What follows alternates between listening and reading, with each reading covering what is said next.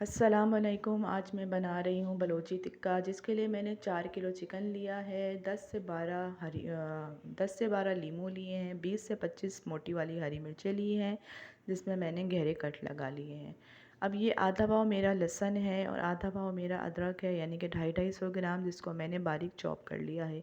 4 खाने के चम्मच साबुत धनिया, 4 खाने के चम्मच ज़ीरा, जिसको भूनकर मैंने कूट लिया है, और 4 चम्मच मैंने इसमें कढ़ाई मसाले के शान के ऐड कर दिए हैं। अब ये तमाम चीज़ें हमारी इस चिकन में जाएंगी और हमारा बलोची टिक्का तैयार होगा। बहुत आसान रेसिपी है, बहुत सिंपल रेसिपी है। अब हम एक बड़ी कढ़ाई में चिकन को डाल देंगे, जिसमें हम 2 गिलास पानी ऐड कर देंगे, जिसमें हमारा चिकन हाफ़ टेंडर होगा, यानी कि आधा हम इसको पानी में पका लेंगे और तेज़ आंच पे बनाएंगे कि हमारा पानी खुश्क हो जाए। तो तकरीबन 2 गिलास पानी ऐड करने के बाद मैं इसको हाई फ्लेम पे रख दूँगी और साथ ही नमक ऐड कर दूँगी। हस्बे ज़ायक़ा नमक कम रखिएगा, क्योंकि हमारे मसाले में भी नमक होता है।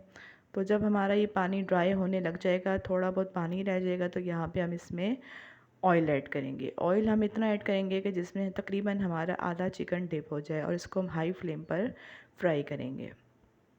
ये देखें, इतना हम ऑयल डालेंगे कि हमारा तकरीबन आधा चिकन इसमें डीप फ्राई हो जाए, और हम इसको इतनी देर फ्राई करेंगे कि इसमें हमारा कलर चेंज हो जाए। जब हमारा चिकन फ्राई होने लग जाएगा, तो हम इसमें अपना लहसुन अदरक को जो चॉप किया है वो ऐड करेंगे, और उसके बाद हम इसमें हरी मिर्ची ऐड करेंगे, जो कि 20 से 25 बड़ी हरी मिर्ची है, जिसको हमने कट लगा के हम यहाँ पर इसको ऐड कर देंगे। लहसुन अदरक हमारे जो है आधा पाव कुटा हुआ लहसुन, आधा पाव कुटा हुआ अदरक, यानी कि चॉप किया हुआ।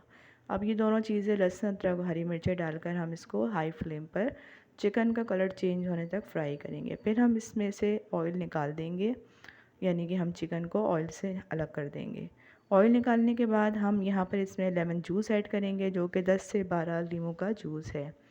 ये इंग्रेडिएंट्स हमारे 4 किलो की है। आप अपने चिकन के हिसाब से मसाले, लहसुन अदरक, हरी मिर्चें कम और ज़्यादा कर सकते हैं।